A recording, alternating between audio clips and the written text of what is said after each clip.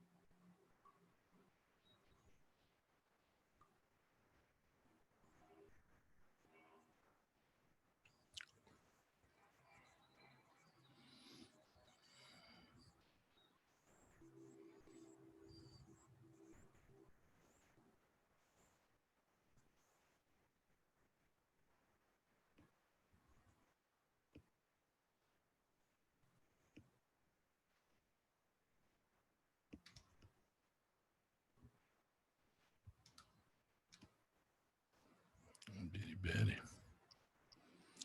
Biribere, vitamina C, né?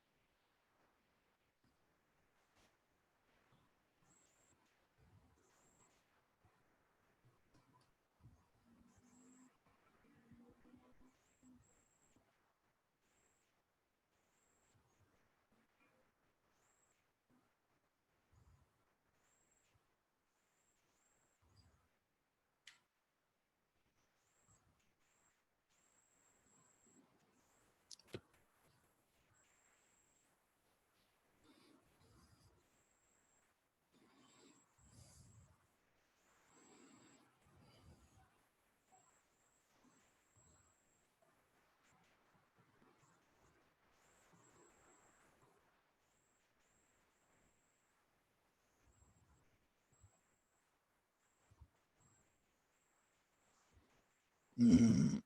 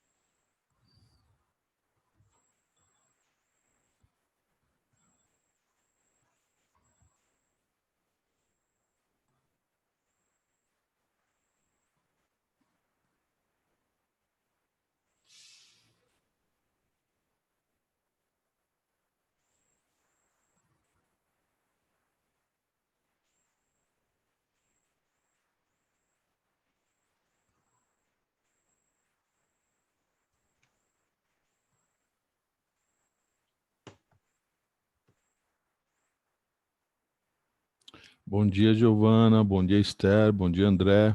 Como é que vocês estão? Me ouvindo Bom dia, direito? professor. E aí, André? Mudou a foto, meu queridão? Mudei, gostou? Ficou legal? Eu gosto de vocês todos, né, cara? Você é um querido. Lógico que eu gosto. Obrigado, Deus abençoe. Você tá bem? Tô bem, graças a Deus. O senhor assistiu o Roda Viva segunda? Sobre? Não, não assisti, não. Foi sobre a vacina. E aí, você... Não, eu sei, verdade, verdade mesmo. Não, eu não consigo, cara, eu não consigo. Eu fico numa correria tão doida aqui, bicho, que não consigo. E aí, você ficou com alguma dúvida? Eu sei que foi didático, verdade.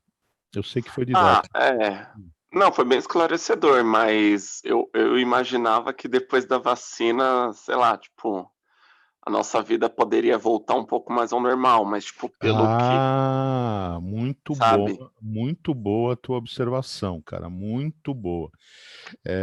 E vou te falar uma coisa, Andrezinho, vou te falar um negócio. Você conseguiu perceber isso. E a grande maioria das pessoas não vai conseguir perceber isso, e o que é pior, não vai conseguir entender isso. Então, o que que acontece? 2021 vai ser um ano que a gente ainda vai ter uma situação muito pesada, cara, muito difícil, por conta de muitos casos, por conta de relaxamento, você está entendendo? Porque o vírus, ele não desaparece simplesmente porque você tem a vacina, entendeu? Uhum. Então, é excelente, excelente essa sua observação. Eu estava comentando isso outro dia na escola, né? Porque uma coisa importante, né? Uma coisa importante é, existe um período, né? Um período necessário para que você se imunize ativamente, né? Então você entra em contato com a primeira dose, aí você tem um primeiro momento de produção pequena e lenta de anticorpos, mas com produção de células de memória. Então, teoricamente, você está imunizado para aquela variação, para aquela cepa ou cepa, como você preferir, né, do vírus. Entendeu? Então, o que acontece? A tua imunização é sempre direcionada, é sempre específica. Já está claro para toda a comunidade científica, por exemplo, que existe mais de uma variação, mais de um tipo viral, mais de uma partícula viral de coronavírus. Foi encontrada essa semana aqui, né, claramente uma lá no Reino Unido. Você entendeu?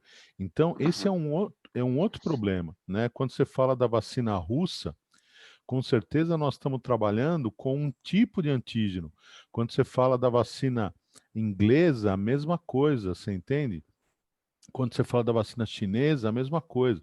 Por isso que o ideal era que a gente tivesse realmente um consórcio internacional sem direcionamento político, né? Político no sentido pior da palavra, não no sentido de, de interação, de articulação, né? Para quê? Para que todo mundo pudesse trabalhar com o mesmo objeto de estudo, entendeu? Ou com os mesmos objetos de estudo. Então, esse é um problema. A gente vai ser vacinado, toda vacina com certeza é boa, você entende? A gente vai ser vacinado. Aí você tem pelo menos aí 2 semanas, né, para se tornar imune. O fato, o aprender a estar imune, aí o que que acontece? Tem um outro problema que são as variações individuais que estão associadas ao quanto de anticorpo e qual a velocidade que acontece no teu corpo efetivamente, né? Então, por isso é que é necessária a segunda dose, né? Então, você veja, você tem a primeira dose, mais 10, 12 dias para você produzir células de memória, depois você entra em contato com o vírus novamente, digamos que no teu caso específico, no teu caso, você já começa a produzir anticorpo numa velocidade e quantidade boa, e digamos que no meu caso não, entendeu? Por isso que a segunda dose é tão fundamental, porque existem as diferenças genéticas, entendeu? E fora isso, você tem o plano, né? O plano de vacinação, né? Então, como é que a gente deve considerar, né? A vacina das pessoas, eu utilizo o grupo de risco, não utilizo, né? Vou pensar primeiro em profissionais, em idosos, em pessoas com comorbidades, entendeu? Então, fora tudo isso, ainda tem a questão específica da imunidade, porque você tem as pessoas que não vão tomar, né? Simplesmente, e não é uma parcela pequena, né? Então, existem aí os propagadores de vírus, e entre os propagadores de vírus existem os assintomáticos, entendeu? Então, para que a gente chegue numa situação de patamar de equilíbrio, meu querido André, ainda vai um tempo, querido, pelo menos uns 6 meses. É verdade. Professor, falaram no chat que tem gente na sala de espera. Tá bom, só um minutinho. Então, tipo, foi o Dimas Covas, Isso. a Margarete Dalcomo, da Fiocruz, e a Ela, Denise Garret, do Sabin. então, o pessoal da Fiocruz e do Butantan são de primeiríssima linha, primeiríssima, sabe? Primeiríssima. Então, o fato do cara ser um infectologista, o fato do cara ser um bioquímico, tal, às vezes não resolve muito, porque a gente tem visto, eu tenho visto tanto vídeo de médico, cara, que me assusta, André, que você não tem ideia, cara. Médico, por exemplo, que fala bobagem sobre a vacina, médico que fala bobagem sobre a doença, médico que diz, por exemplo, que a vacina, por exemplo, ela não vai imunizar, não vai fazer nada, entendeu? Olha, eu vou te falar, dá vontade de sair denunciando o CRM por aí para que esses caras deixem de ser profissionais, viu, cara? Mas tem um corporativismo tão grande, cara. A gente está num período tão nebuloso, tão obscuro, que eu fico até assustado, viu, cara? Verdade. Eu mandei uma figurinha sobre as vacinas, não sei se você chegou a ver aí no grupo. Eu vi ontem à noite, né? E, As existentes, o que elas utilizam em cada composição, né? isso. Entendeu bem? Uhum. Ótimo. Tá bom. Tá bom então.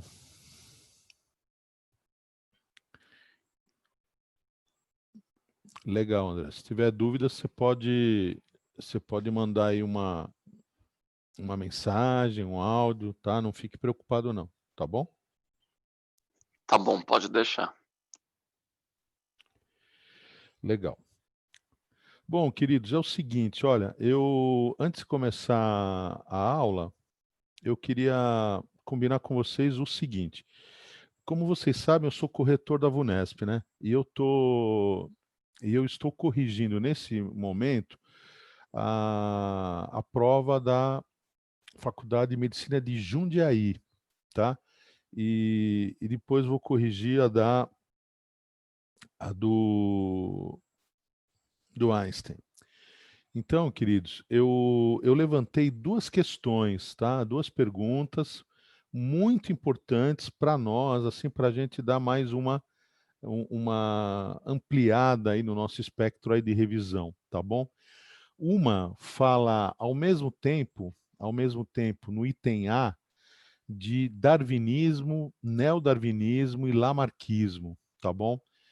Então você precisa definir qual é a corrente evolucionista que está citada no enunciado e explicar.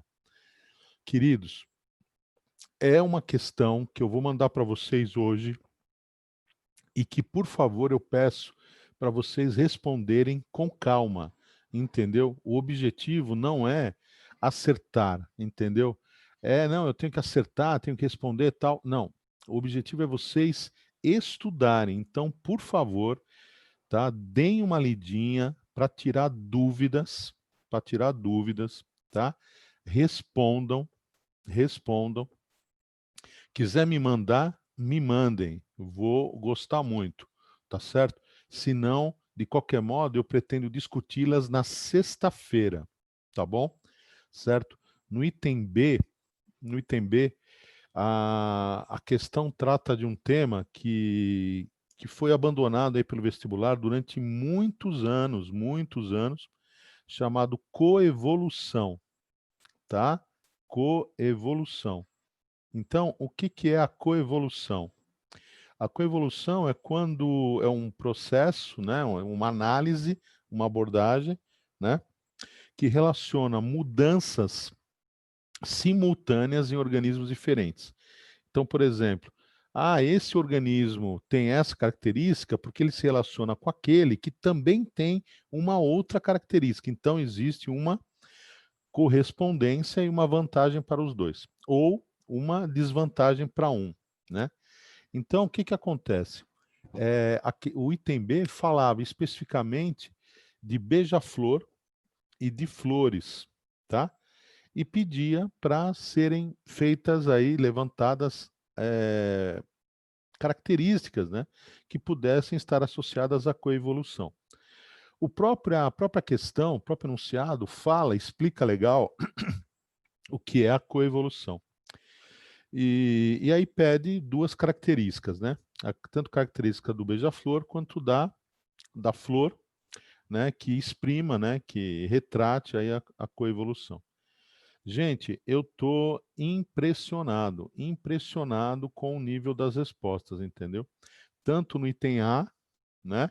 A grande maioria acerta qual é a teoria, mas se atrapalha demais, demais, demais para escrever, para justificar o porquê, tá? E outro ponto extremamente importante está associado com ideias muito, muito básicas, do tipo pólen e néctar. Você entendeu? Então, os alunos, de modo geral, não sabem o que é pólen e não sabem o que é néctar, entendeu? Dois conceitos muito simples, muito importantes, né? E por conta disso se atrapalham totalmente, né? Em relação ao processo de polinização, qual é o papel do beija-flor, né? Qual é a vantagem da planta, né? E a coisa, nossa senhora, tá muito ruim, tá muito triste, você entendeu?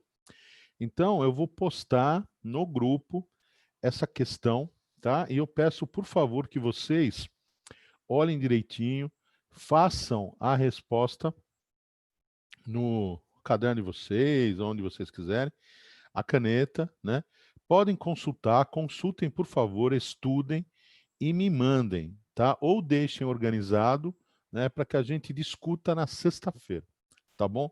É uma questão que a gente fala, tá? A gente fala de evolução, a gente fala de ecologia, porque é uma relação que existe, relação ecológica que existe entre o beija-flor e a flor, a planta, a espécie vegetal, tá? E falamos de reprodução vegetal. Muito importante. Então, é uma questão que a gente consegue revisar pontos importantes. Eu vou trazê-la para vocês, tá bom? Se bem que eu já mandei a prova para vocês. Então, se você quiser dar uma olhada, é a questão 19, tá bom? 19. Por favor, vamos focar, né, agora, além do que nós estamos falando, mais a resolução dessa questão, tá bom? Muito importante, tá? E aí a gente volta a falar dela na sexta-feira, beleza, queridos? Outra coisa, na prova do Einstein, tem uma questão que eu vou mandar para vocês, né? Tem uma questão sobre sistema endócrino, muito importante também, muito importante também. É uma questão sobre o sistema endócrino que envolve um sistema de prevenção, né? De prevenção à fecundação, né? Então, um sistema esqueci a palavra agora, queridos. Um mecanismo pré-conceptivo, desculpem, tá? Masculino, e ele é de natureza hormonal, é endócrino, tá? Então, é importante, por quê? Porque é uma maneira da gente discutir um aspecto extremamente presente nas provas, que é o ciclo menstrual, tá bom? Certo? Então, o ciclo sexual e que envolve a menstruação, tá? Então, muito importante também. Vou mandar para vocês, por favor, tentem resolver, busquem a resposta, deem uma lida, sem problema nenhum, né? Do mesmo jeito, mandem para mim, se não quiserem mandar, deixem organizada a resposta, tá certo? E na sexta-feira a gente vai discutir, tá bom? Então, vou mostrar para vocês, quero ouvir vocês, quero ver as dúvidas para a gente poder falar também desses dois assuntos importantes, tá bom? Dessas duas questões. Gente, combinado? Pode ser assim?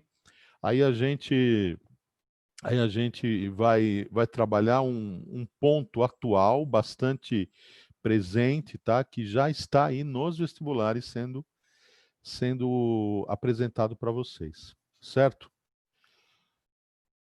Falado? Combinado? Pode ser? Tudo bem? Então, hoje eu mando para vocês, tá? Então, vejam isso, vamos fazer assim, tá bom? Muito bem. Vocês estão me ouvindo numa boa? Tá tudo certinho? Vendo, ouvindo? Tranquilo? Podemos ir para a aula? Então, vamos lá. Ótimo, André, obrigado. Questão 11. Então, o que nós temos na questão 11? Vamos lá. Nós temos uma questão que envolve cardiovascular, tá bom? Quando vocês se referirem, né, ao sistema circulatório, né, e precisarem, né, ressaltar, por exemplo, o coração, a expressão que vocês devem usar é essa, cardiovascular, tá bom? Muito bem. Então, a imagem representa uma ilustração retirada do livro, né, de Motu Cordis, né, Motu, desculpe, de autoria do médico inglês William Harvey, que fez importantes contribuições para o entendimento do processo de circulação do sangue no corpo humano. Muito bem. No experimento ilustrado, Harvey, após aplicar um torniquete muito bem, o que é o torniquete, né? Torniquete é uma solução, né? É uma ferramenta, né? Que pode ser uma tripa, né? Uma tripinha de borracha, né? Pode ser uma fita, né? Que tem aí uma elasticidade pequena, mais controlada, tá certo? Pode ser uma abraçadeira de ar, né? Enfim, o importante é que ela comprima, né? Comprima e impeça naquele local que a circulação continue ocorrendo, tá certo? Então ela vai comprimir tecidos e, portanto, vai comprimir vasos e impedir que a circulação aconteça naquele local, tá bom? Isso é o torniquete. Então o torniquete está ali, ó, em A. Estão vendo aqui, ó? Certo? Em A. No braço de um voluntário. E esperar alguns vasos incharem. Por que que os vasos inchariam? Vamos lá. Porque, na verdade, você tem, neste sentido, ó, da esquerda para a direita, neste sentido, da esquerda para a direita, tá? Sangue sendo levado pelas artérias de diversos tamanhos, tá? Então, artérias, arteríolas, tá bom? Muito bem. Então, sangue oxigenado, sangue arterial, sendo levado, né, para as extremidades do corpo. E assim, né, alimentando com oxigênio, com nutrientes, todas as células, todos os tecidos, né? Então, nós estamos falando de quê? De derme, né? Estamos falando da hipoderme, estamos falando da pele, portanto, nós estamos falando do conjuntivo que tem aí no meio, nós estamos falando das células que compõem o próprio sangue, nós estamos falando, por exemplo, do osso, né? Estamos falando do músculo, da musculatura, né? Enfim, muito bem. Do tecido nervoso, tá? E aí o que acontece? Depois que o sangue vem, né, pelas arteríolas, ele vai passando para capilares arteriais, que são vasos, né, da mesma natureza, então são vasos tipicamente, né, são artérias, mas de pequeníssimo calibre, e nessa rede capilar, onde você tem a menor espessura, o menor diâmetro, vai acontecer o quê? As trocas, tá claro ou não? As trocas. Essas trocas vão ocorrer aonde? Nos tecidos, portanto. Muito bem. Cuidado, queridos. Não chame essas trocas que ocorrem na rede capilar dos tecidos de hematose, tá? A hematose é uma ideia que só deve ser aplicada para o pulmão. Então, quando você tem trocas gasosas no pulmão, na rede capilar do pulmão, você fala em hematose, com H, certo? Então, a hematose, ela consiste no quê? Na entrada de oxigênio, tá? No vaso, tá? com saída de quê? De CO2. Entrada do capilar para o sangue, do alvéolo para o sangue, tá certo? E saída do CO2 para o alvéolo. Tudo bem? Então, essa troca básica aqui se ocorre por difusão simples, por conta do quê? Da pressão parcial de oxigênio no alvéolo ser maior do que no sangue. Então, entra, tá? E por conta da pressão parcial do CO2 ser maior, ser pouco maior, né? No vaso do que no alvéolo. Então, ele sai, tá certo? Então, isso é hematose, queridos. Tá? Então, a troca gasosa, né, vai ocorrer na rede capilar, tá bom? Na rede capilar. Então, chega vaso, né? Nos alvéolos, na rede capilar dos alvéolos, chamado capilares arteriais, ocorre a hematose, e aí o que acontece? Nos capilares venosos, o sangue já está arterial e, portanto, ele volta para o coração, tá? Pequena circulação. Coração, pulmão, pulmão, coração, tá? Coração, né? Artéria pulmonar, pulmão, veia pulmonar. Artéria é sempre o vaso de saída, beleza? Certo? Que está saindo da onde? Da cavidade chamada ventrículo no coração, certo? E o sangue arterial voltando pelo vaso de chegada, chamado veia pulmonar. Artéria pulmonar, destino pulmão, veia pulmonar, origem pulmão, trazendo o quê? O sangue arterial rico em O2. Tudo bem, queridos? Então, pequena circulação, né? Responsável pela oxigenação, certo? Né? Hematose, trocas gasosas. Muito bem. Neste caso aqui da questão, o que acontece? Em todos os tecidos, em todos os órgãos, há uma rede capilar. Essa rede capilar vai permitir o quê? Trocas de gases. Então, oxigênio para os tecidos, CO2 para o sangue. Vai ocorrer troca de né? Passagem, né? De substâncias com perfis diferentes. Então, nutrientes entram nos tecidos. Quais são os nutrientes? Aminoácidos, glicose, tá bom? Ácidos graxos, glicerol, tudo bem? Vitaminas, nucleotídeos, tá bom? Muito bem. E o que é que vai sair? O que é que vai sair dos tecidos para o sangue?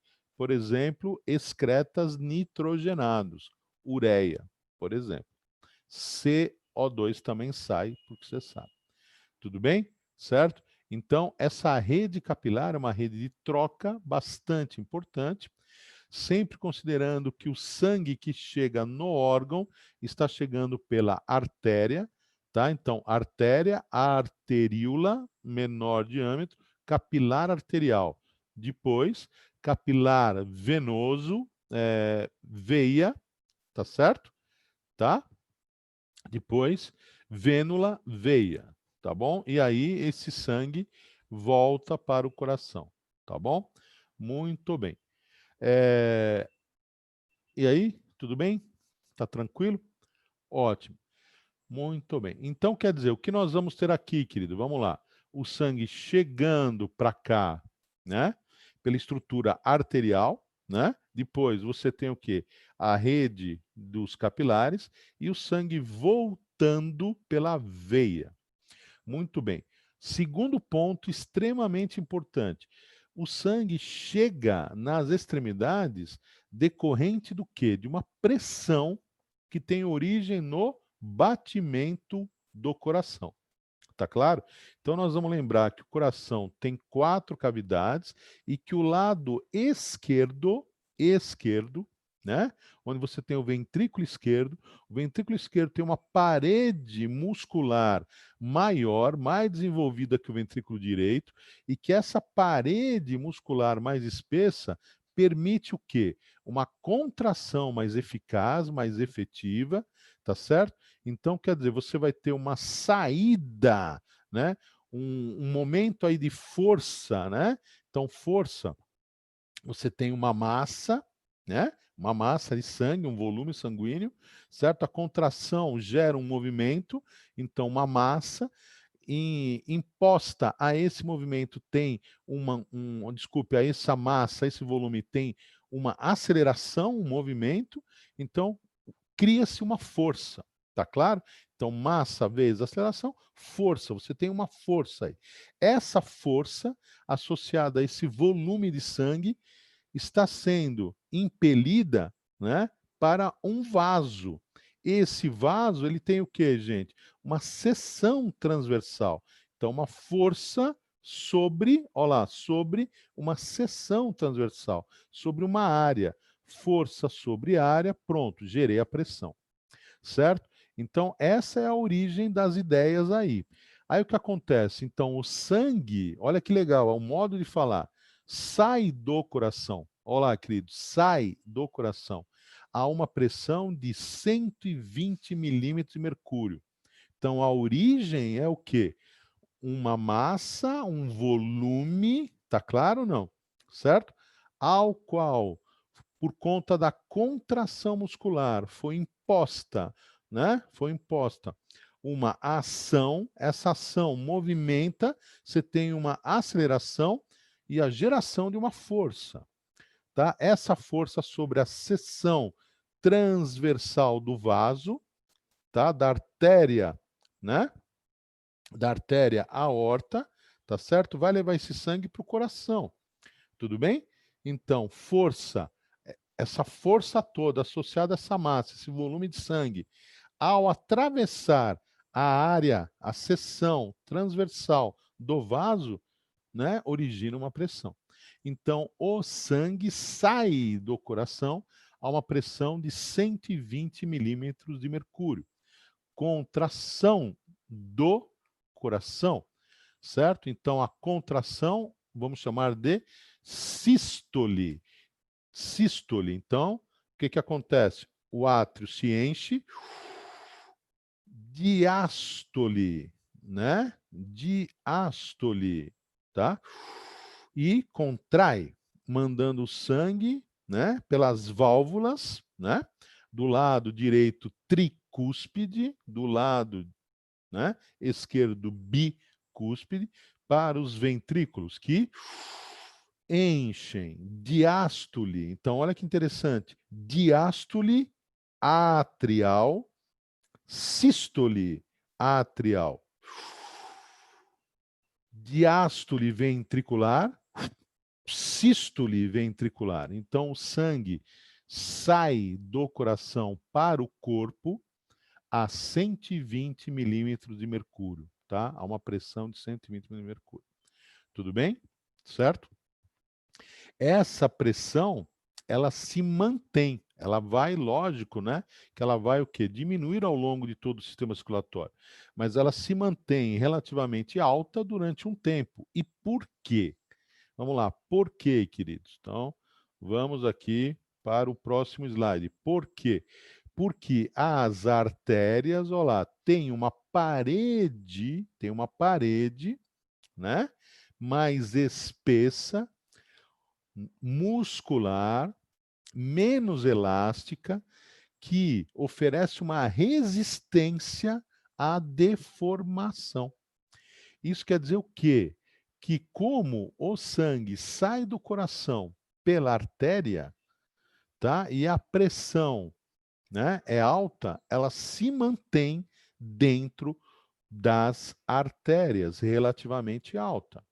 E aí o que que acontece? Quando você tem as artérias se ramificando, tá bom?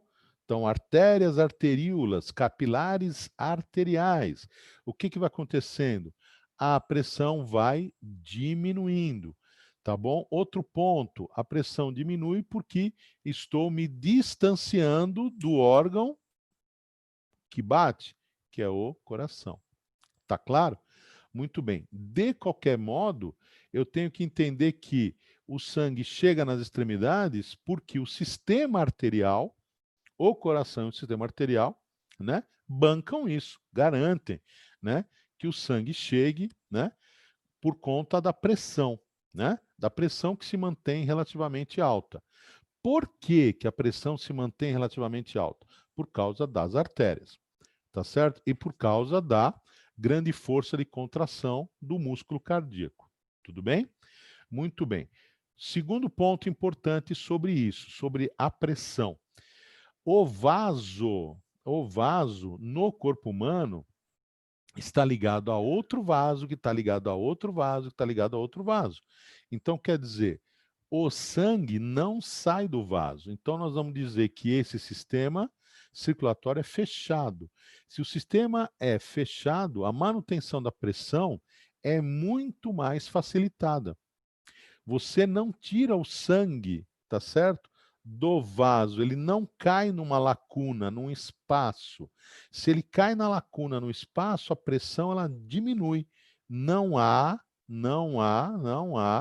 né, uma resistência para a manutenção da pressão. Por conta disso, a pressão cai. Então, o que que eu vou levar para o vestibular? Sistema circulatório aberto, pressão baixa, tá certo? Distribuição dos nutrientes, tá? Né? Menos eficiente, certo? Sistema circulatório fechado, é aquele no qual o sangue está permanentemente no interior de vasos e não em lacunas, e não em espaços, tá certo? A pressão ela é o quê? Mantida. Eu consigo levar o sangue até grandes distâncias. Tá claro a ideia? Muito importante. Muito importante. Quando surge o sistema circulatório fechado? Anelídeos, tá bom? Anelídeos, minhoca, sanguessuga, poliqueto. Então, nesse organismo eu tenho coraçãozinho e que? Vasos que saem do coração, chegam até os tecidos, formam uma rede capilar, ocorrem as trocas e o sangue volta ao coração. No meio desse processo todo, você tem o quê? A respiração, a troca gasosa, né, na pele. Tudo bem? Bastante importante, hein, queridos? Muito importante, né? O sangue sai por artérias, volta, né, por veias. Muito bem. Então vamos lá. Poríferos, nada de sistema cardiovascular, tá certo? Selenterados, nada. Plateumintos, também não. Quem é que vai resolver essa questão da circulação no plateuminto? Um intestino bastante ramificado, né? E que cobre praticamente toda a área do corpo do animal. Beleza? Muito bem. Depois, o que que nós temos? Nós temos os nemateumintos, tá bom? Em nemateumintos, o que que acontece? Mesma coisa, tá bom? Você inaugura, então, um sistema circulatório fechado em anelídeos, né? Em moluscos, o que que vai acontecer? O sistema é aberto, guarde isso. Existe um grande representante, né, com o sistema circulatório fechado, que são os cefalópodos. Quem são os cefalópodos? Vocês lembram ou não? Polvos, lulas e sépias, tá bom? Muito bem. Artrópodos, o que que acontece com os artrópodos, queridos? Vamos lá. Sistema circulatório aberto, tá? Aberto. E aí eu tenho que lembrar de um ponto importante. Qual é o ponto importante? Vamos lá. Além dele ser aberto, né? Além do sistema circulatório ser aberto, lacunar, você tem um outro ponto, né? Qual é o ponto? Que o oxigênio chega diretamente, né? Diretamente, lembram disso? Diretamente no tecido, né? Por conta do sistema traqueal, que são aberturas que se ramificam, né? Aberturas aqui na parede do corpo do animal, né? Que se ramificam e levam oxigênio diretamente para o tecido. No caso dos equinodermos, né? O sistema ambulacral ajuda, permite, mas não é fechado. E aí a gente tem o quê? Os cordados. Tá? Então, nos cordados, sistema circulatório fechado. Tá? Fechado. Um ponto bastante importante é a variação dos corações. Então, não esqueça isso, por favor, né? Em relação à variação dos corações, né? Não esqueça que você tem sempre, né, uma cavidade, né, uma cavidade chamada átrio, né, que é uma cavidade de chegada de sangue no coração, e uma cavidade chamada ventrículo, que é uma cavidade de saída de sangue do coração, tá bom? O sangue chega no coração por vasos chamados veias, sai do coração por vasos chamados artérias. No caso do peixe, você tem o que de importante? Né? Duas cavidades só, um átrio e um ventrículo. E o sangue que passa pelo coração é somente venoso. Passa uma vez só, vai para a brânquia, onde ocorre o quê? Oxigenação, e dali para o corpo, para todo o corpo, né? Depois você vai ter o quê? Toda a rede capilar e volta para o coração, venoso, tá? Nos anfíbios, o que vai acontecer, queridos? Vou ter dois átrios e um único ventrículo, né? Então, vai ocorrer mistura, certo? O átrio direito, tá? Sempre está associado à recepção de sangue do corpo, tá? Passa o sangue para o ventrículo. Ventrículo, o que acontece? Responsável por mandar, né, gente? Mandar ou para o corpo, numa grande circulação, ou para o coração e pele, numa circulação menor, certo? Muito bem. Onde vai haver oxigenação? É o caso dos anfíbios. Então, nós vamos ter oxigenação, né? Troca gasosa, né? Respiração pulmonar e cutânea. Não esqueçam, por favor. A cutânea é muito mais importante. Lembre-se que se a gente pegar um sapinho e pincelar parafina, pega uma vela, derrete, pincelar parafina líquida nele, depois, quando ela endurecer, o sapinho vai morrer. Tá? Mostrando que, na verdade, é o pulmão que complementa a pele e não o contrário. Tá bom, queridos? Muito bem. Que mais? Vamos lá. Quando a gente chega em répteis, eu tenho o quê? Um coração tetracavitário. Tudo bem? Dois átrios, dois ventrículos. O problema está na separação entre os ventrículos, interventricular. Tá? Não é total. Então, de novo, como em anfíbios, você vai ter mistura de sangue. Tá? Por isso, nós vamos chamar essa circulação de incompleta. Beleza? Muito bem. Quando é que eu tenho a separação total? Quando eu vou encontrar a separação total, né? O septo interventricular, né? Em crocodilos, e a partir daí, normal, em aves e depois em mamíferos, né? Então, em aves, crocodilos e mamíferos, circulação completa, sem mistura, dupla. Por quê? Porque o coração ele é sede de duas passagens do sangue. Então, o sangue vem para o lado direito do corpo, certo? Então, lado direito, átrio, ele vem do corpo para o lado direito, ventrículo direito, uma vez, pulmão, certo? Oxigena, átrio esquerdo, ventrículo esquerdo, corpo, segunda vez. Beleza? Tudo bem? E aí, vamos colocar os vasos? Então, veia cava, traz o sangue do corpo superior, cabeça e membros superiores, inferior. Então, veia cava superior e inferior. Tudo bem? Certo? Sai do ventrículo direito para o pulmão. Sai, tem que ser artéria, né? Destino, pulmão, artéria pulmonar. Hematose, tá bom? Volta para o coração, volta, veia, origem, pulmão, veia pulmonar, átrio esquerdo, o lado esquerdo do coração, vermelho, sangue vermelho vivo, com oxigênio, tá certo? Muito bem. E aí, o que acontece? Do átrio esquerdo, válvula bicúspide ou mitral, vou cuspir 3 vezes lá na direita, lembra? Tricúspide bicúspide, né? Ventrículo o quê? Esquerdo, parede grossa, contrai, o que que acontece? Sangue vai para o corpo pela artéria aorta, tá bom?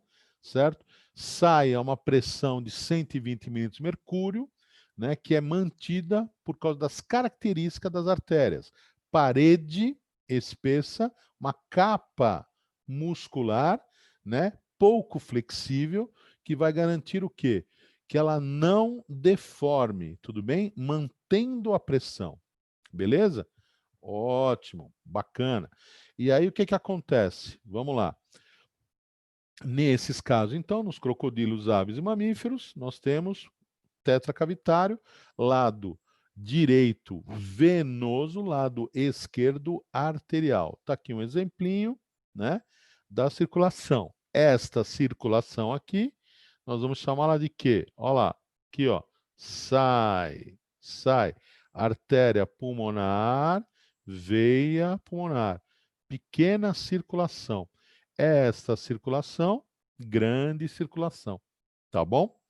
Não esqueça, por favor, que o sangue chega no órgão pela artéria. Então, no órgão, o vaso que traz sangue e nutriente é a artéria. No coração, o órgão, né? O vaso, né? Que traz o sangue de volta é a veia. Tá bom? Certo? Não confunda, por favor. Belezinha? Muito bem. Agora, vamos pensar um pouco, né? Para o sangue voltar para o coração, existe um desafio. Qual é o desafio? É a pressão.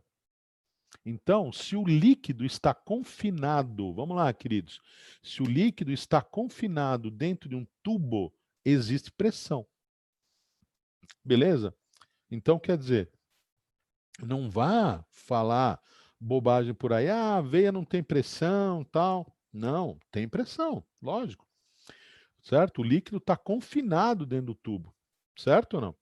O tubo é fechado, né? O sistema todo é fechado. Então, o que que acontece? Se aqui desse lado aqui, queridos, ó, eu tenho 12, né? Desse lado aqui eu vou ter o quê? 8, né? Então, existe um desgaste à distância ao coração, tá? O trabalho, né? Então, energia o quê? Potencial se transformando em cinética, né? O sangue está se movimentando, tudo bem? Existe dissipação de calor, atrito, certo? Tudo isso faz com que a pressão diminua, tudo bem? Certo? E aí o que que acontece? A pressão aqui no sistema de veias, né? Ela é menor. E aí as veias elas estão inseridas dentro dos pacotes musculares, tá? Então você tem um pacote muscular, outro pacote muscular, um pacote muscular e as veias inseridas entre os pacotes musculares, tá bom? Aí o que que acontece? Se o braço está nessa posição aqui, este músculo que é o bíceps, tríceps, tá? O tríceps está o quê? Relaxado. Ah, desculpe, o bíceps está relaxado e o tríceps contraído. É um pacote harmônico, antagônico, mas harmônico, certo? Quando eu faço isto, o bíceps contrai, o tríceps relaxa. Então, queridos, eu vou sempre ter no corpo pelo menos metade dos meus pacotes musculares contraídos. Isso exerce o quê? Uma compactação, tá certo? Pressiona, tá? As veias do corpo. Ao pressionar as veias do corpo, o que que vai ocorrer? Essa massa, esse volume que está dentro da veia se desloca. Então, quer dizer, o sistema venoso ele está associado a uma pressão menor, mas o sistema muscular, ao contrair, quando você anda, tá certo? Se movimenta, tá? Permite o quê? Uma compressão, uma meia permite isso, uma compressão, tá certo? Uma compressão desses sistemas de vasos que impulsionam o sangue no sentido do coração. Mas, como a veia, olhe para cá, queridão, não tem a resistência nas suas paredes para a pressão, para a manutenção da pressão, como a artéria, o que acontece? A pressão cai, ela deforma. No que ela deforma, porque ela é mais flexível, ela pode deformar tanto que eu posso chegar a ter o quê? Varizes. Beleza? Por isso que meias auxiliam, né, no tratamento das varizes. Algumas veias têm varizes, formam varizes tão grandes, tão feias, tal, né? Feias no sentido de que a situação ficou esteticamente feia, né? Não que você vá operar por causa disso, mas porque ela deixou de funcionar, né? E aí o que você faz? Você tira e o corpo forma novas veias, forma novos caminhos, entendeu? Mas isso é bastante importante, precisa ser estimulado com atividade física, né? Controlada, direitinho. Então, o que acontece? Essa compressão permite a volta do sangue para o coração, mas dentro da veia, olha lá, válvulas, certo? Estou comprimindo, o sangue está sendo empurrado. Olha o que acontece. As válvulas abrem, o sangue passa, as válvulas fecham. Tá certo ou não? Esse é o ponto da questão.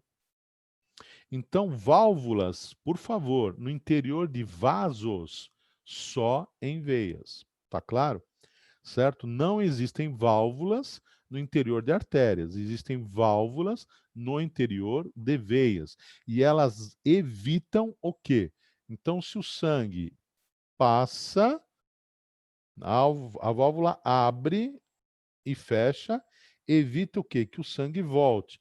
Então, as válvulas das veias evitam o refluxo, que o sangue volte e, portanto, que a circulação tenha um problema, tá certo? Não, não vai haver esse problema. E aí o sangue todo num único, né, sentido para o coração. Tá claro a ideia? Então é o que vai acontecer aqui, ó, na parte azul, tá certo? No retorno venoso. Tudo bem? Ficou claro? Então, isso é importante. A massa muscular, quando se perde massa muscular, se atrapalha o retorno venoso. Tudo bem? Se você, por exemplo, fica em pé o dia todo, sentado o dia todo, atrapalha o retorno venoso. Caminhar é importante. Contrai, relaxa, contrai, relaxa, para que você tenha a movimentação. Então, essa compressão diferenciada vai garantir o quê? Né? Empurrar o sangue para cima, tá certo? E aí ele vai o quê? Vinculado ao funcionamento das veias, das válvulas, chegar ao coração. Colocar as perninhas para cima, praticar esporte, atividade física, tá bom? Então, andar, né? Andar é muito bom, é excelente para isso.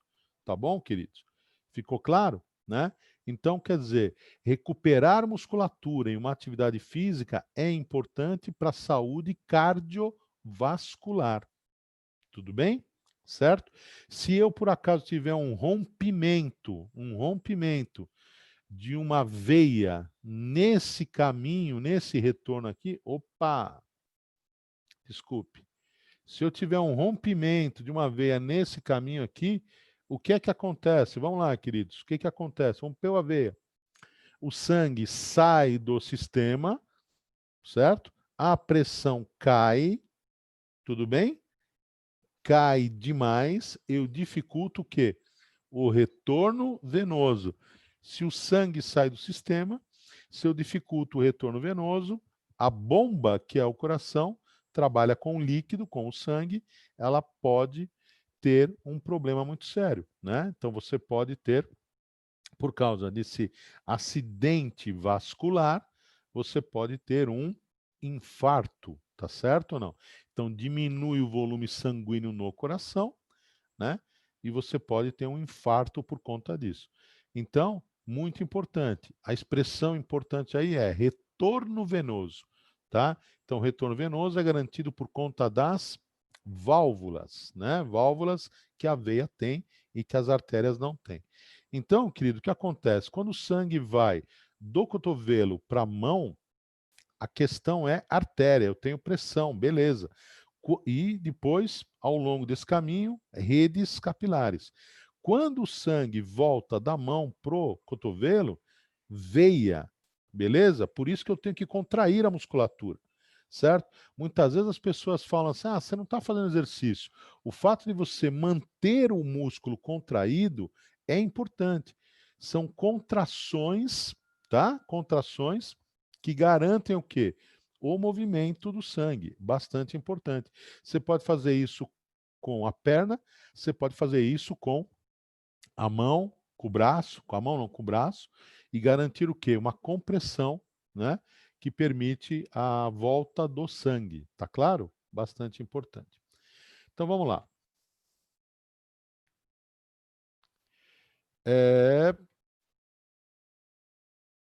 Ainda tem gente na sala de espera? Não, né? Não, né, gente? Muito bem. Então vamos lá. André.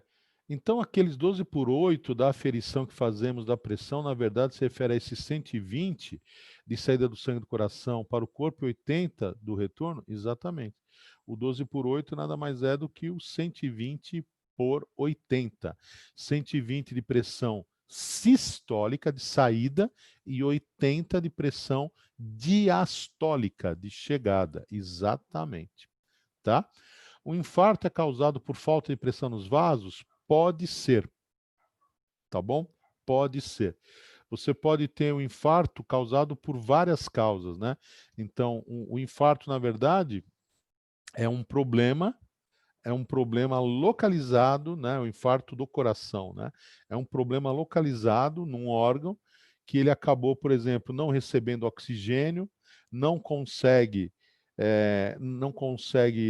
fazer a respiração celular, produzir o ATP necessário, tá? Ele deixou de receber a nutrição e não está funcionando.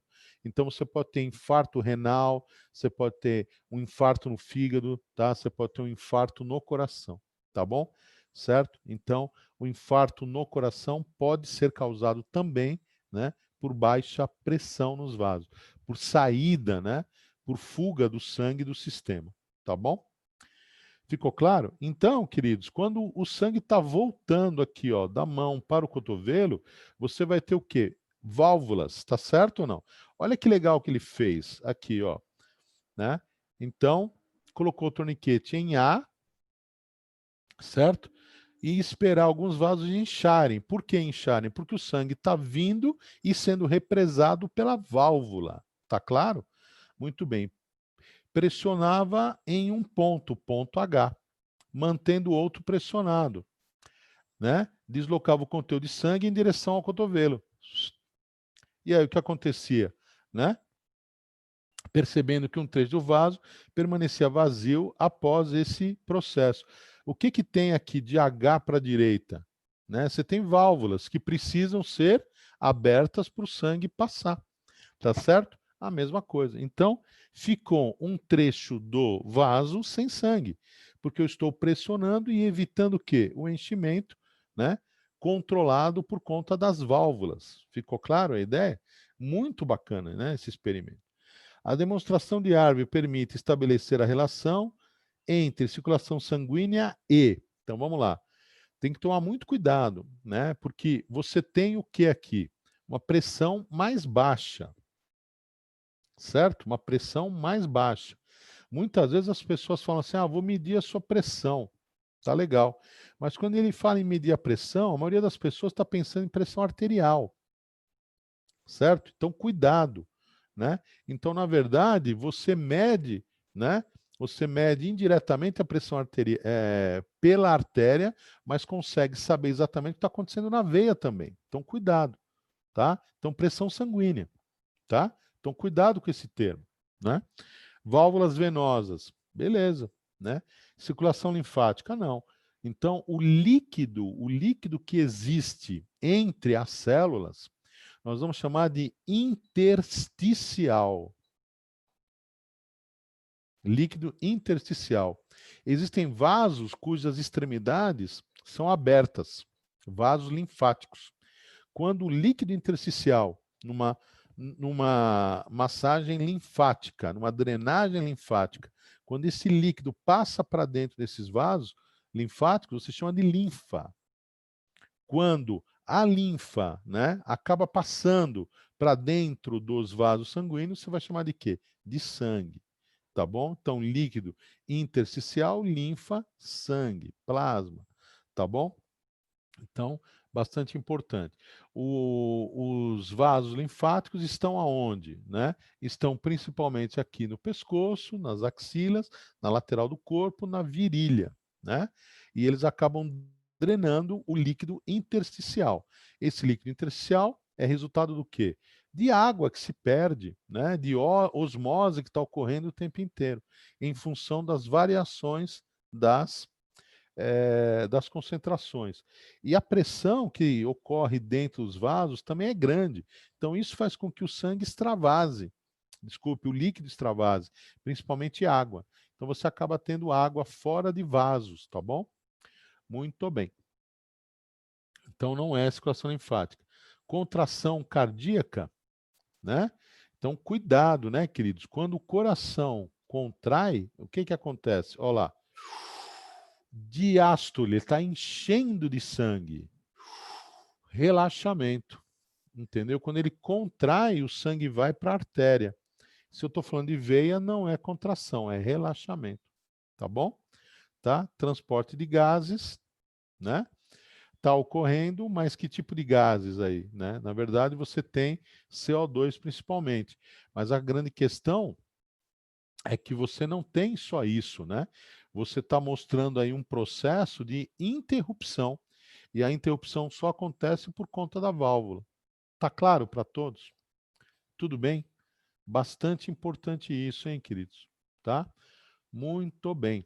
Alguma dúvida em relação ao circulatório? Vamos lá. Alguma dúvida? Tá? Então, alguma dúvida em relação a coração, né? Não?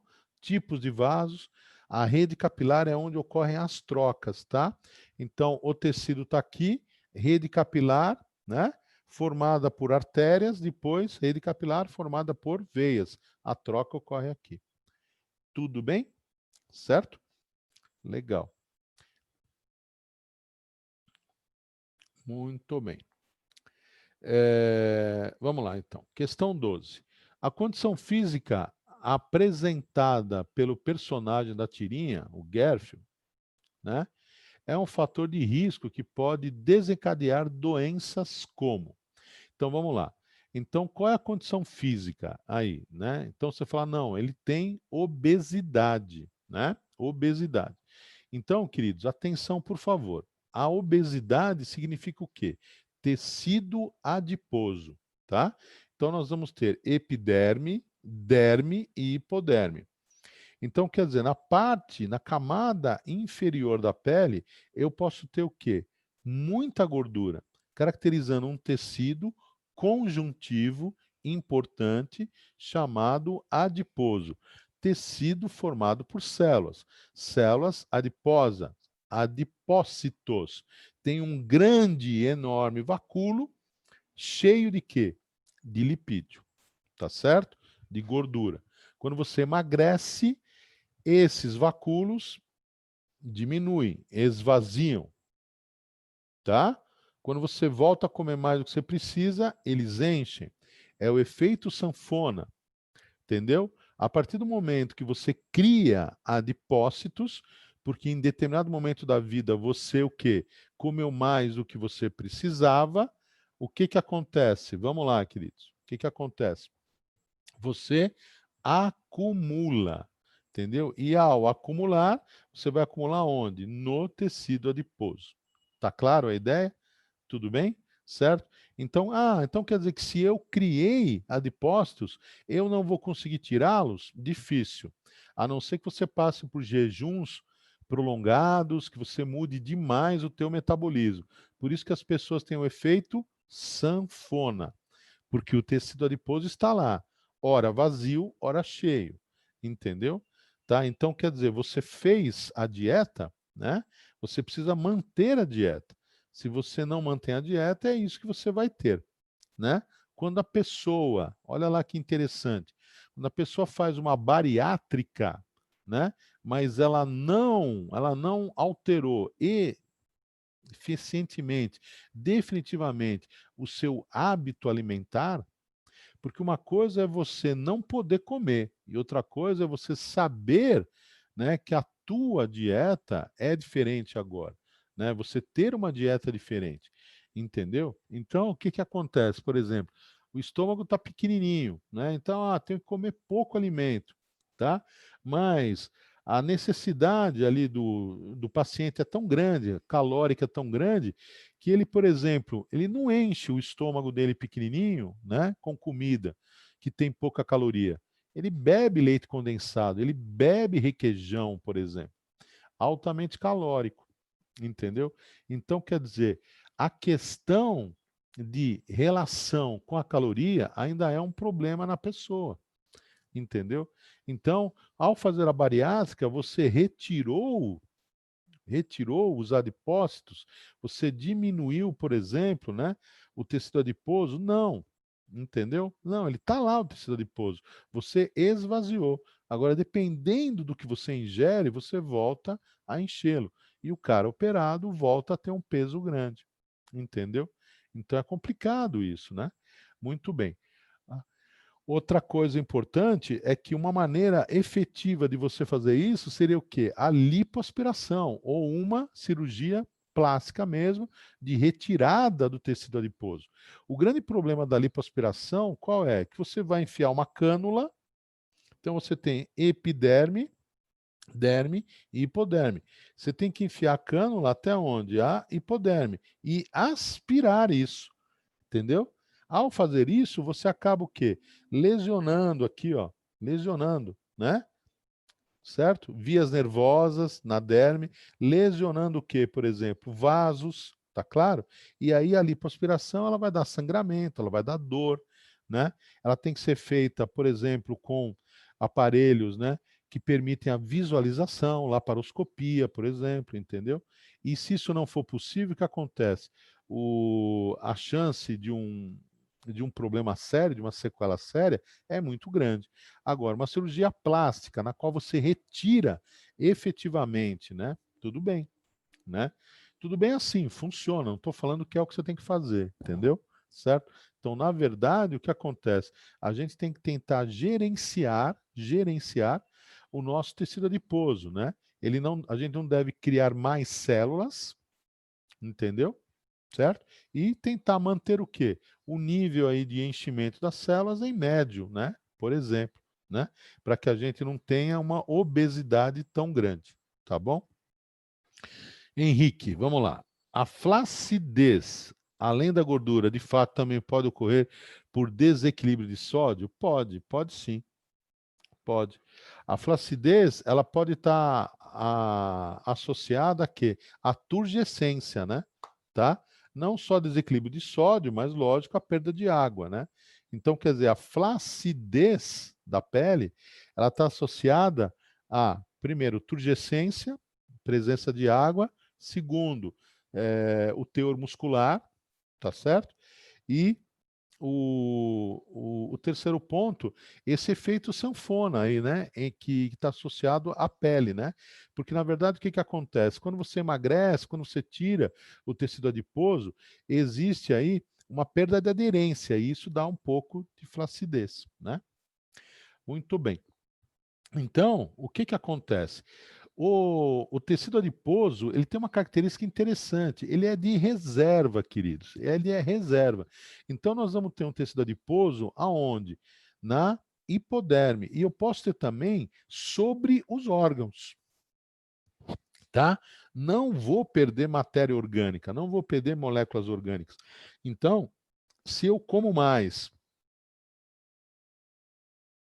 tá? Se eu como mais, só um minuto, queridos.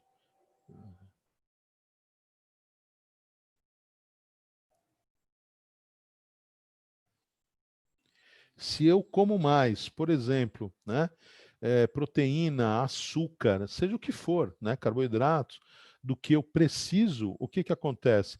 Existem vias metabólicas que vão transformar esses compostos em gordura, tá certo?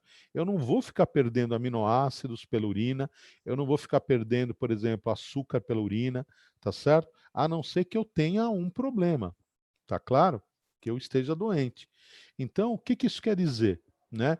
Quer dizer que nós vamos guardar essas moléculas na forma de gordura, de lipídios, tudo bem? E aí, queridos, nós vamos armazenar isso aonde? Sobre órgãos, né? Embaixo da pele, na hipoderme, entendeu? E o grande problema é que por ser um tecido, né, de armazenamento, tá? De armazenamento, ele é pouco enervado e pouco vascularizado. Você entendeu? E aí o que que acontece? Você tem um grande número de células ali, um grande número de células, tá certo? Acumulando-se e comprimindo estruturas do corpo. Então, comprimindo órgãos, comprimindo tecidos, tá certo? E aí, sabe o que que isso quer dizer? Que a comunicação via hormônios, via sangue, tá certo? Ela é dificultada. E se ela é dificultada, o que que pode acontecer? Vamos lá. Retirada de resíduos, né? Chegada, por exemplo, de oxigênio, saída de CO2, chegada de hormônios. Então, quer dizer que órgãos, por exemplo, podem ser danificados por estar envolvidos por gordura. A gordura ela pode impedir essa comunicação, tá certo? Essas trocas. E aí o que que acontece? Por conta da gordura, determinado órgão pode acumular resíduos e inflamar. A gordura pode compactar, inflama, machuca um tecido são, um tecido que não está doente. Entendeu? A gordura ela pode dificultar, né, a passagem, a difusão de um hormônio do sangue para o tecido. Entendeu, queridos? Então, muito importante isso. Agora, veja bem, o aluninho ele pode confundir. Espera aí, um exemplo importante estaria associado com o quê? Com a diabetes, né, queridos? Então, vamos lá. Olhem aqui, por favor. Olha lá, né? Então, o que que acontece? Você tem do lado esquerdo lá, alimento, tá? Alimento. Você comeu macarronada. Então, o que que aconteceu? Digestão rápida, beleza? Você passa a ter uma alta taxa de glicose. Como é que chama isso? Hiperglicemia. Hiperglicemia. Alta taxa de glicose. Tudo bem? Posso ter muita glicose no sangue? Perigoso, porque a glicose ela é ativa osmoticamente. Então, quer dizer, o sangue fica muito concentrado, retém água. Opa, aumentou o líquido, o volume, certo? Tudo bem, querido? Se eu estou falando de uma artéria, eu tenho resistência a esse aumento de volume. Pressão aumenta, entendeu? Certo? O volume aumentou, eu vou exigir uma força maior do coração sobre a mesma área, a pressão aumenta. Tá claro? Essa força maior do coração pode desgastar o coração, entendeu? Pressão alta é um risco para o coração, entendeu?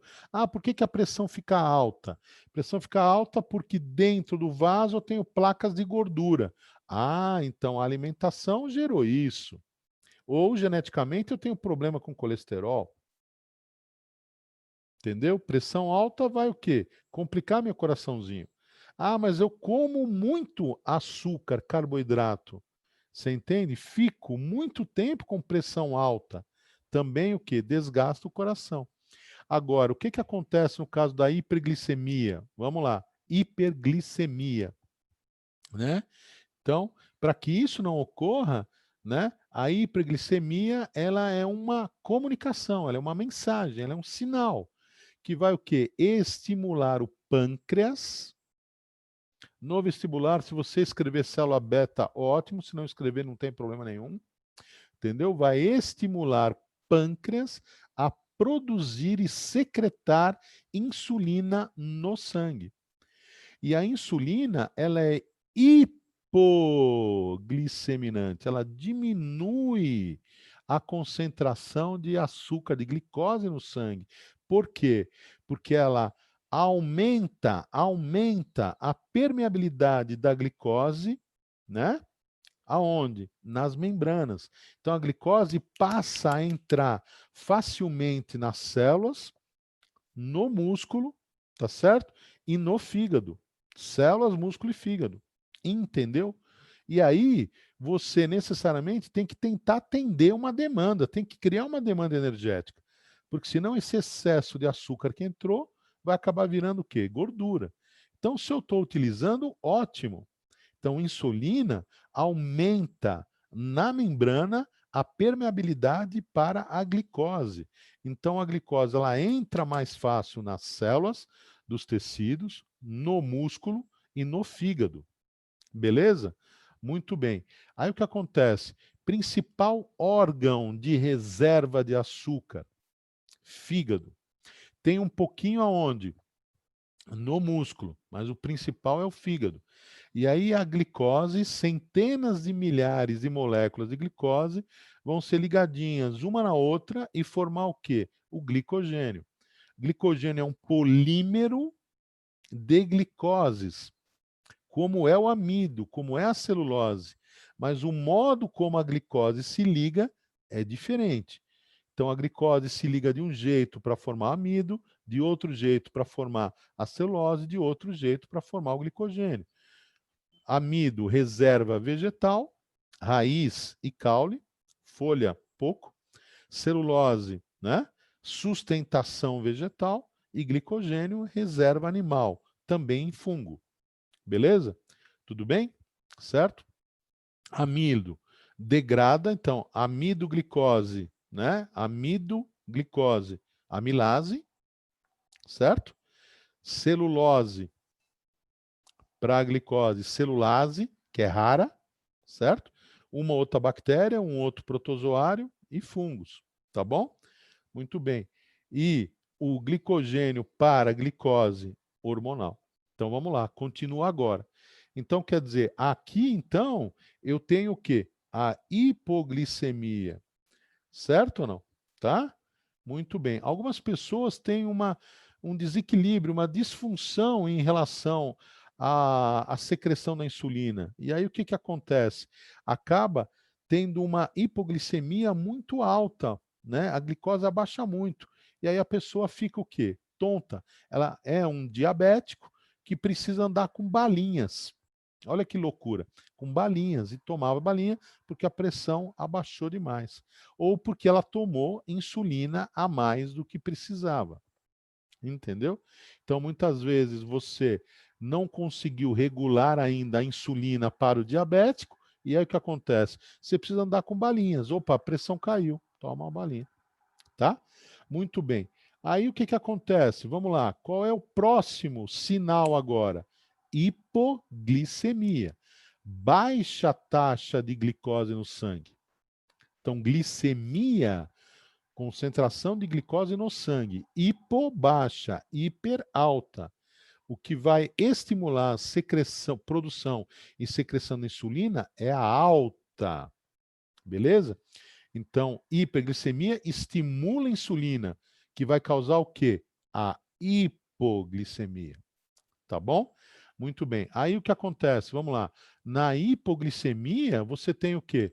O estímulo no pâncreas de quem? Da produção e secreção do glucagon. Então, insulina, hormônio, glucagon, hormônio. Tá bom? E aí o que, que acontece? O glucagon age aonde? No glicogênio. E vai permitir, auxiliar, né, na transformação do glicogênio, esse polímero enorme de glicose, em glicoses, que voltam a ser liberadas aonde? No sangue. Tá claro? E aí você tem uma concentração normal, 90 miligramas por mililitro, por exemplo, de 90 a 100, tá certo? Então, quer dizer, eu preciso de glicose no sangue por várias razões, para alimentar os tecidos e para manter a pressão. Então, a pressão ela é mantida proteína que dá viscosidade, chamada albumina, e pela glicose, tá? Certo? Então, se a glicose sobe muito, a pressão sobe. Se a glicose desce muito, a pressão desce, tá claro? Então, glicose, concentração de glicose é proporcional à pressão, diretamente. Tá bom, queridos? Muito bem. Ficou claro isso aqui? Então, o que acontece? Quando é que o indivíduo é diabético? Ele é diabético quando ele, por exemplo, não produz insulina. Você entendeu? A insulina é um hormônio proteico. Pensa lá no Castilho. Um passinho para trás. Para eu ter a proteína, RNA mensageiro, ribossomo, aminoácidos, RNA transportador. Beleza? Opa, e para ter os aminoácidos, eu tenho que comer proteína, beleza. Ribossomo, eu tenho na célula. E o RNA mensageiro é uma cópia, né? É uma transcrição do DNA. Opa, como é que eu vou chamar esse segmento aí de DNA? Certo? Como? Esse trecho aí de DNA, né? Responsável pela produção da insulina. Gene da insulina. Então, algumas pessoas não têm, ou têm o quê? Uma mutação que não produz insulina. Então, essas pessoas são insulinodependentes. Elas têm que, sim, tomar insulina. Porque se elas não tomarem insulina, o que acontece? Elas não vão ter como regular, certo? A sua glicemia. Tudo bem? Agora, tem um outro tipo de diabetes, que é, gente, atrapalhar este processo aqui. A chegada aqui, ó. Entendeu? A chegada de insulina no sangue. Tudo bem? E como é que eu atrapalho isso? Com gordura. Entendeu? Então, diabetes tipo 1 não produz insulina, certo? Diabetes tipo 2 eu produzo insulina, mas acaba não funcionando muito. Você entende por quê? Porque ela não se distribui perfeitamente pelo corpo. Por conta do quê? De tecidos inflamados com gordura. Muita gordura no sangue. Aliás, no corpo, tá?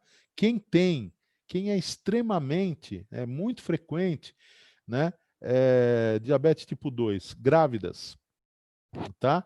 Então, o que acontece? A grávida, né?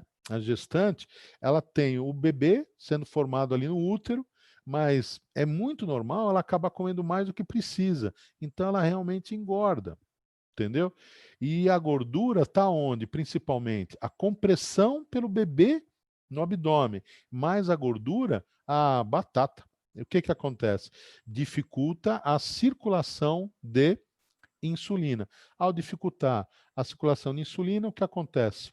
Né? Você vai ter maiores pressões, você vai ter inchaço. Você entendeu? Por isso que é algo que precisa ser controlado, bastante controlado. Ficou claro, queridos? Ficou claro? Tudo bem para todos? Então, voltando aqui, anemia. Guarde na cabeça, o cara é magrinho, tá anêmico. Não. O cara tá anêmico porque ele perde sangue. Beleza? E o que que tem no sangue que ele perdeu, que o deixou anêmico, que indica anemia? Ferro. E por que que ele perdeu ferro? Porque ele perdeu hemoglobina, porque ele perdeu hemácias. Beleza? Então, anemia é hemácia, hemoglobina, ferro. Não é um cara magrinho, entendeu? Ah, Ricardo, você está gordinho, você não é anêmico, não, né? Posso ser. De repente, o que acontece? Estou com algum problema no sistema digestivo e estou perdendo sangue pelas fezes, entendeu? E estou anêmico. Então, anemia não tem nada a ver com essa história. O cara é gordinho, o cara é magrinho, não está anêmico, está anêmico. Não. Anemia é perdi sangue. Abre parênteses. Hemácia, hemoglobina, ferro. Beleza, queridos? Então, não tem nada a ver. Não é esse o ponto. Beriberi, carência de complexo B. Então, fraqueza, mau funcionamento, tonturas, náuseas, vômitos, tá? Um problema que os antigos navegadores tinham junto com o escorbuto. Então, o que que acontece? Alimentos frescos, principalmente, né, fontes de vitamina C, né, para o escorbuto, sangramento de gengivas e tudo mais, né? Então, alimentos integrais, carnes frescas, entendeu? Né? eles tinham o quê? Basicamente alimentação salgada, né? Certo? Então, beriberi, complexo B. B de beriberi. Escorbuto, vitamina C, tá bom? Então, são carências vitamínicas, tá? Fenilcetonúria é uma doença genética, tá certo? Então, falta uma enzima no paciente, tá? Que impede a utilização do aminoácido fenilalanina. O aminoácido fenilalanina, né, ele é utilizado em outras vias metabólicas, né? Então, como o indivíduo não consegue metabolizar, utilizar a fenilalanina, ela concentra. No que ela concentra no corpo, ela se acumula no tecido nervoso. E aí ela pode causar retardo mental, tá? Então é importante saber qual é a concentração de fenilalanina quando a criança nasce, e aí você faz o quê? O teste do pezinho. Se você determinou que a concentração de fenilalanina é muito alta, né? Você já determina um encaminhamento para o nutricionista. O nutricionista, né, vai definir para o pai, para a mãe, quais os alimentos que podem comer, que a criança vai poder comer com tranquilidade, qual devem ser comidos com menor quantidade, qual devem ser evitados. E isso tem que acontecer principalmente até os 9 anos.